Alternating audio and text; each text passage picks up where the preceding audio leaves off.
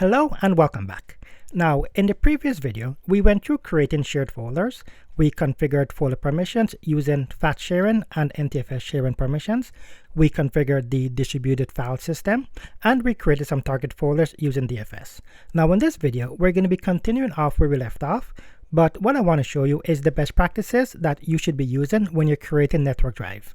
So we'll go through how to properly set up NTFS permissions, we'll go through how to properly set up your shared folders, and also your DFS configuration as well. So let's dive in. So inside of FS01 and then inside of File Explorer, I will navigate to FS Drive 2. I will create a new folder called PRBI_docs. And inside of this folder, I will create two other folders called permissions_in, in for inheritance, and permissions_not_in, so for not inheritance. So next, I'll go one folder up, and then I'm going to go to the properties of PRBI_docs, and then we're going to head to the security tab, and then we'll click on advanced, and I just want to view the default permissions that are here. So as you can see, we have some user security groups, we have our administrator security groups, and we have our PRB admin security group here as well. So these are the default permissions that gets assigned to a new folder. So next, we are going to check the permissions for the two folders that I created, the permissions in and the permissions not in folder. And we're going to look at the security tab for this folder as well.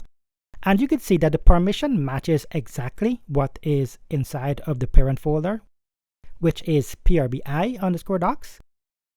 And this is called folder inheritance. Whatever permission that the parent folder has, the child folder will have those same permissions. So now what I will do for the permissions not in folder, I will disable the inheritance for this folder, and when we get the option, I'll just click on convert the permissions, and after that is done, I will save the changes.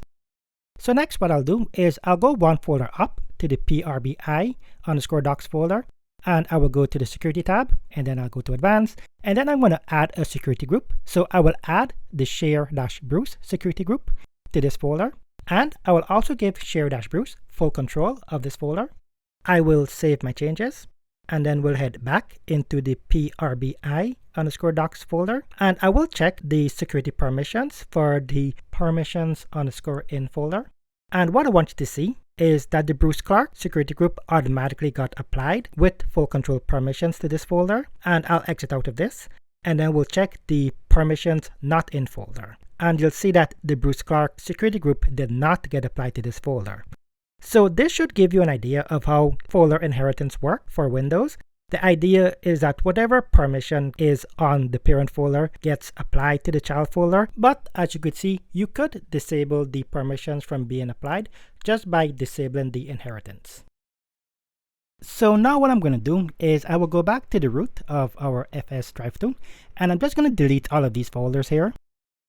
And then I'm going to head into DFS management. And I'm just going to delete these target folders here as well.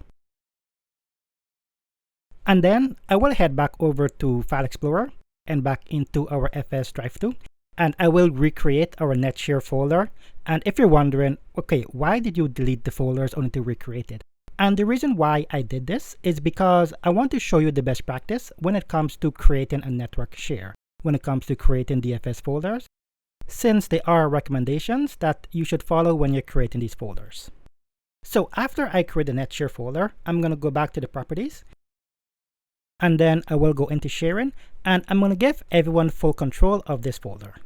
So when we're creating network shares, the best practice is to give everyone full access in the sharing permissions or the FAT permissions. And then we want to limit the permissions and the privileges using NTFS permissions. Next, what we will do is we'll go over to the security tab, and then we'll go to advanced, and then we're going to disable the inheritance of this folder. We'll also remove the two user security groups that are in here. Now what this will do is, although we give everyone full control for the sharing permissions, because NTFS permission doesn't allow anyone to currently access this folder, no one will have access. So I'll show you what I mean. So I will sign into Bruce Clark's PC. And first, I'm just going to disconnect these network drives that I currently have. And once I'm done with that, I will navigate to //fs-01. And I'm going to try to access the netshare-fs folder. And you can see that I currently don't have access. So good start so far. We've created a root folder called netshare-fs1, and currently no one has access to this folder, but we will change that in a few minutes. Next, I'll head over to FSO1, and then we'll go into DFS, and I just want to make sure that we don't have any target folders, and we don't. Next, what I will do is I'll go back into File Explorer, and I'm going to create a couple folders here. So we'll create one called Accounting, another one called Human Resources, and another one called Operations. So these three folders, we will be giving our users access to these folders. Now, when we're granting access, it's not advisable to add direct permissions to these folders, as in we don't want to add Bruce Clark's user account directly to the folder. It's always recommended to create security groups so that if you have multiple users, you could add the users to the security group, and then you could add that security group to the folder permissions. So what we will do is we'll head over to DC01, and I will launch Active Directory, Users and Computers. And what I want is I want three security groups that correspond with the three folders that we've just created. So we already have the share-accounting, and I will add Bruce Clark and Rachel to this security group. And for the share-operations security group, I will add Bruce Clark to that security group. And then I will create one more security group called share-human resources. And I will add Rachel to the share-human resources security group.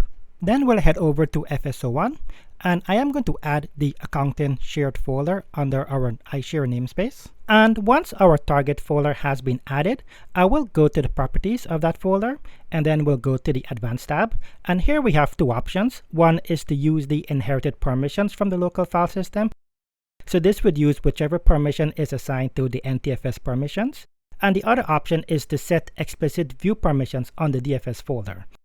Now this feature is unique to DFS. Now notice at the bottom we have a little warning saying that access-based enumeration is not enabled for this namespace. Users can see all folders in this namespace. Now if you're wondering what this means, it basically means when we set these permissions, if a user don't have access to the folder, they won't be able to see the folder. So I'll show you what that looks like in a few minutes. So I will select the option to set explicit view permission on the DFS folder, and then we'll click on Configure View Permissions, and then we'll add our share-accounting security group to this folder. And once I'm done with this, I will save my changes. Then I will add another target folder, and this time we will add it for our human resources shared folder. And then same idea, we'll go to Properties, then Advanced, we'll configure the DFS view permissions, and then we'll add the share-human resources security group. And for the last folder, we will add the operations shared folder.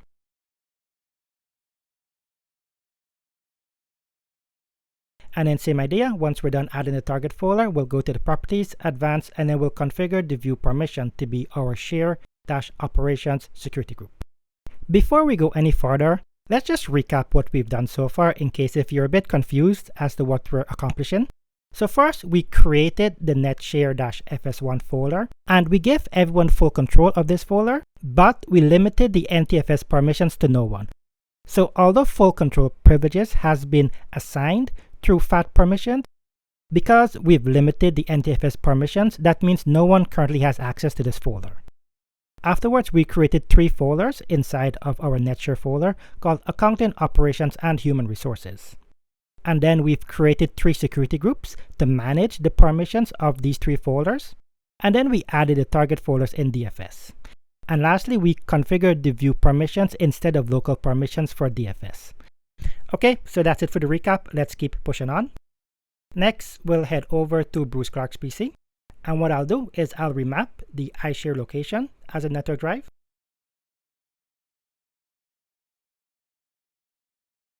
And then we'll head into iShare. But notice that the folder is empty. We actually don't see anything.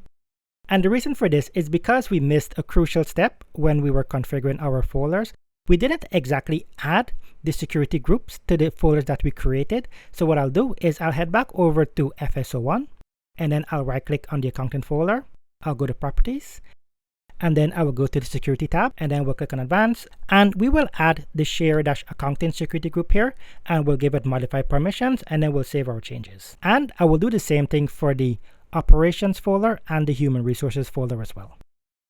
For the human resources folder, we will add the share-human resources security group, And for the operations folder, we'll add the share-operations security group. Then we'll head back over to Bruce Clark's PC, and we'll check the folder one more time, but we'll see that it's still empty. And the reason for this is because we need to reboot for it to take effect. So I will do that right now. I will reboot this computer. And once it's back up, we will log back into the system. And then this time when we go to the iShare network drive, we will see that we can now view our 3 target folders. I could go into accounting, but if I try human resources, I get a network error. And this is because I don't have access to this folder, but if I try operations, I do have access. So we could see that the permissions that we assigned are working as intended. And now we can access these target folders through DFS instead of going directly through FS01. So now what I want to do is I'll head back over to FS01. I'll create a new folder. I'll call it investors. And then I'll create a target in DFS for this folder, and I'll point it to the investors folder. Then I'll head over to DC01, and then I'll create a new security group, and I'll call it share-investors. And then I'll go to the properties of this new security group, and I'll add a user called Linda.Smith. And Linda Smith is just a user that I created in the background. It doesn't have any special privileges. It's just a regular user with default permissions. Next, what I'll do is I'll head over to Rachel Beck's PC, and I'll sign in using the Linda.Smith user account. And once I'm in, I'll head to File Explorer, and then we'll go to the iShare network drive. And we can see that Linda Smith has access to 4 shared folders. Now she has access to the investors folder. And if you recall, we created a share-investors security group, and we added Linda Smith to that security group.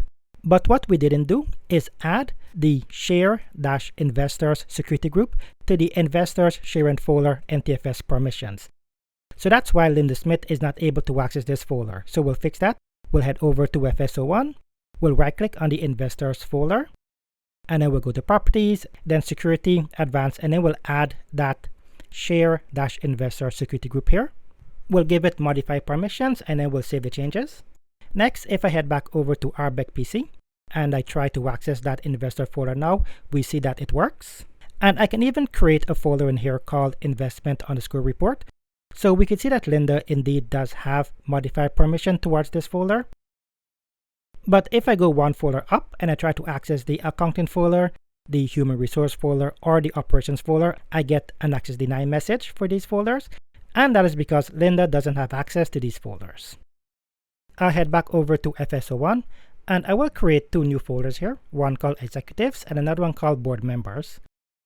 Then I'll head into DFS, and I will just add the executive folder to be a target for DFS.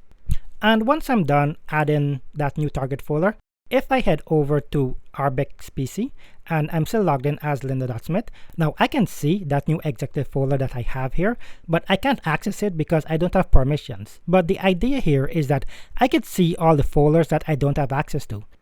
And this isn't really a good way to do this, because if you think about it, you could give out information about the company that maybe regular users are not privy to as yet. For example, we can see that we have an executive folder and we have a human resources folder. But if the company is new, then users could see these folders and they can start to speculate that, oh, maybe we're getting a human resource department, maybe we're hiring directors and vice presidents for the company. So it's not really a good way of doing this. Now, DFS has a feature called access-based enumeration that could help us solve this issue. So what I'll do now is I'll head back over to FS01, and here we'll right-click on the iShare namespace. We'll go to properties, and then we'll go to the advanced tab. And below, we can see we have this option to check a box for enabling access-based enumeration for this namespace. And if we read the message on top, it says access-based enumeration hides folders in this namespace that users do not have permissions to view. So we'll check this box, and then we'll hit apply and OK. Then we'll head back over to Arbeck-PC, and then we'll refresh inside the File Explorer, but we'll see that we still see all the folders here. So what we'll do is we'll do a quick reboot. And once it's back online, when I click on the iShare network drive, I have access to 2 folders, the executive folder and the investor folders. Now this is not correct because Linda should not be able to see the executive folder. And the reason why she could see it is because we didn't change the permissions in DFS for the executive folder target. We left it to use the inherited local permissions. So what I'll do is I'll head back over to FS01. We'll go to the properties of the executive folder, and I will change it to set explicit view permissions on the DFS folder. Then we'll click on configure view permissions, and I'll just add the share-Bruce security group to this folder. Then I will save my changes, and we'll head back over to rbec-pc. And then back in File Explorer, we're just going to hit refresh here. And notice we no longer see the executives folder. And this is the main idea behind access-based enumeration. Whenever we have a target folder, as long as the user has access to view that target folder, they will see the folder. But if a user doesn't have the access, then that folder will be hidden from them. Next, I'll go over to FS01, and then inside of the accounting folder, I will create 4 folders in here. And then one will be called billing. And inside of the billing folder, I will create 4 other folders in here. And then inside of the electricity folder, I'll just create 2 folders called June and July. And I'll create the same 2 folders in the expense folder as well. And after that's done, I'll head back over to the electricity folder. And in the July folder, I'll create a text document here. And I'll just add some text to this document as well. Then I'll go back up to the accounting folder. And inside of the investments folder, I'll create another folder in here called monthly investments. And in the monthly investments folder, I'll create a text document. And I'll just call it this month's investors. And I'll also add some text to this document, and I will save it. Now that we have all of our folders set up, what I want to test is giving Linda Smith access to our billing electricity folder. So the idea is we want her to be able to view the June and July folder. So how would we do this? Now, because we have security groups already set up, what I could do is simply go over to DC01. I will go to the properties of the share-accountant folder, then members, and I will add Linda Smith's Active Directory account to this folder. And once we're done with that, we will save our changes. And then I'll head over to rbec-pc, and then we'll just do a quick reboot. And once it's back online, we'll head back over to File Explorer. We'll go into the iShare network drive. And we see that we now have access to the accounting folder. But notice that we have a bit more access than needed. Our goal was to give Linda access to the electricity folder so that she could view the June and July folders. But if you notice, she could see more than this. She could go up, she could look at the investment folder, she could see like how much investors invested for this month, which is very bad. Now, there's a concept in IT called the principle of least privilege. And the idea behind this is when you're giving users access to resources, give them the bare minimum that they need to perform their jobs. Don't give them anything extra because they don't need it. And it could be a risk because sometimes the user could go into the folder and they could make changes to the file without knowing the impact that it could cause. Now, what we're going to do is we'll head back over to DC01, and what we'll do here is we'll create a new security group. So we'll call the new security group share-accounting-electricity. And then we'll complete the creation, and we'll go into the properties of this new security group, and we will add Linda Smith to this security group. And then, very important, we'll go back into the share-accounting security group, and we'll remove Linda Smith from this security group. Because remember, if Linda Smith is added to both groups, the one with a higher privilege will take effect. Next, what we're going to do is we'll head over to FS01, and in DFS management, we'll go to the properties of the accounting folder, and we'll add the new security group that we just created to the explicit view permission on the folder.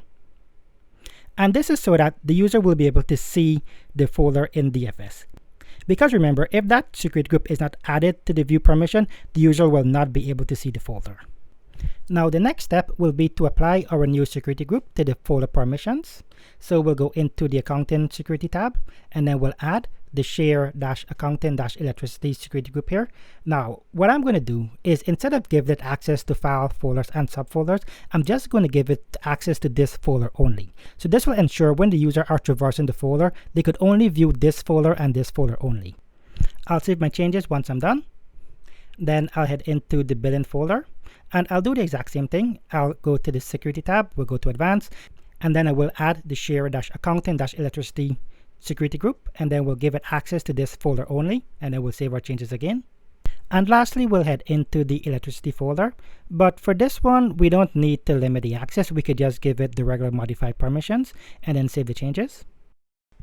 And then we'll head over to rbec-pc, and we'll just do a quick reboot here. And once it's back online, we're going to check the accounting folder one more time. And now you could see when we're trying to access different folders, we don't have access.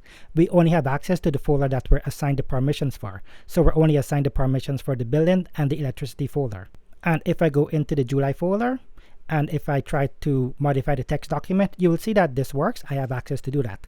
So this is one way of limiting access to your folders. Using security groups to limit different kind of access is the best way to ensure that your users have the least amount of privilege that they need.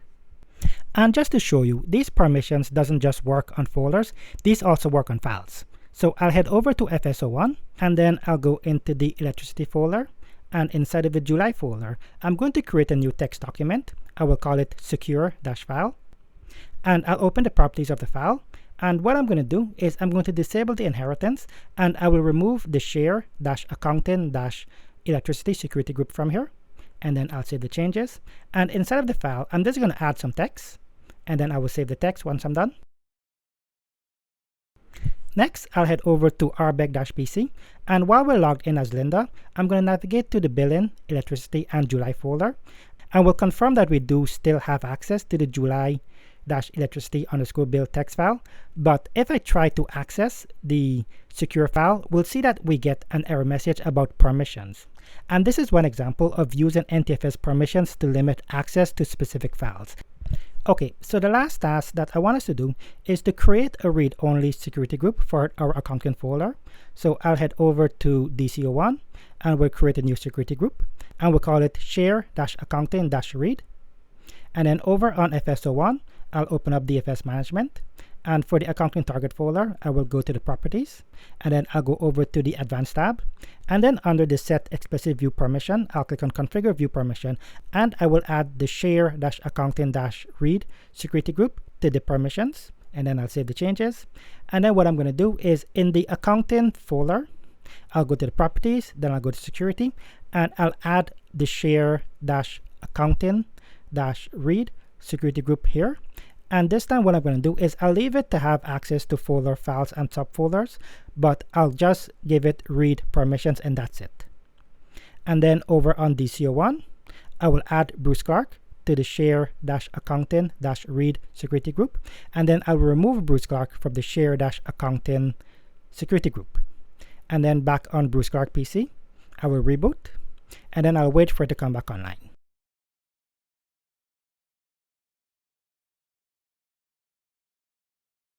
And once it's back online, we'll see that we have access to the accounting folder. But if I try to make any changes, so if I try to create a folder, you will see that we get the message that we don't have permission to do this task.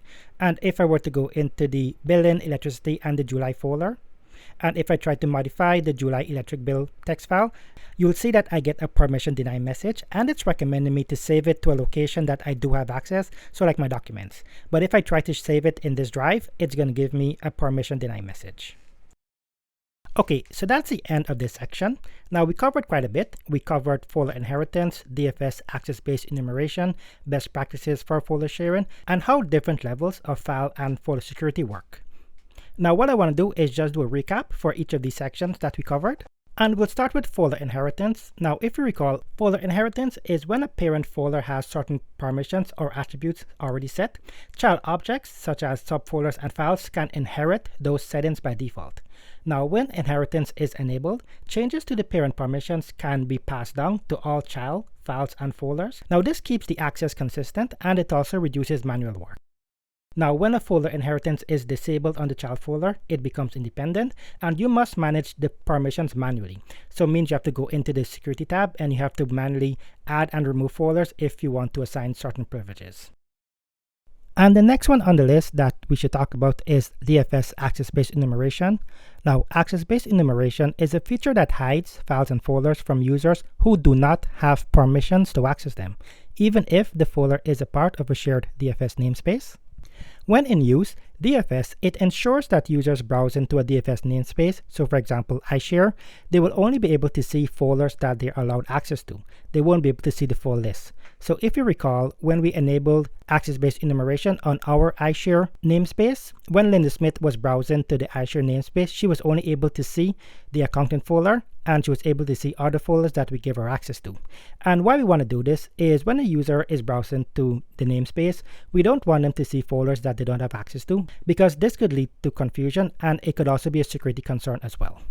And next, let's talk about network share best practices. So when it comes to folder structure and DFS namespace, we want to use clear role or department-based folder names in DFS. So for example, accounting, human resources, sales, and information technology. We want to match a DFS folder names with the target folder names for clarity. So when we're creating a target folder, if we're mapping it to a shared folder called accounting, we want to ensure that the DFS name is accounting. And we want to keep the DFS namespaces flat and organized to avoid deep nesting. And we want to enable access-based enumeration to hide folders that users can't access. And when it comes to the best practices for assigning NTFS permissions, we want to assign permissions to Active Directory security groups, not to individual users, because this is easier to remove it after a user leaves the company. Because imagine if you're assigning users to 10 different folders. If that user leaves the company, then you have to find the folders that they have access to and remove them manually. Whereas if you just add the user in Active Directory, you could just remove those groups directly from the user account. And we also want to follow the least privilege principle. So only give users read permissions if they need read access, give them modify permissions if they need modify access, but avoid giving users full control of folders, because giving them full control will allow them to modify the folder permissions of the folder. And we want to set permissions directly on the target folder and not just via DFS. We want to disable inheritance on subfolders if granular access is needed. And lastly, we want to use consistent permission naming conventions. So for example, when we're creating our security group, we could call it share-accounting-read.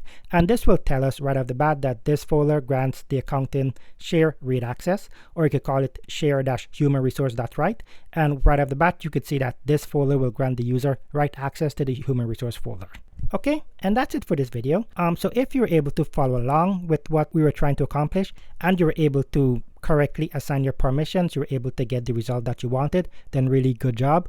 Folder permissions can be very complex. It can be very confusing if you're not sure how things work, because you're dealing with so many different levels of permissions, and you're dealing with so many different types of permissions, and also you're dealing with different systems. So you're dealing with NTFS permissions, you're dealing with Active Directory security groups, you're dealing with DFS. So everything coming together can be very confusing, but if you really understand on a very fundamental level how these permissions work, then this will make your job so much easier, and also it'll make your infrastructure much more secure. So thank you for watching, and I will see you in the next video.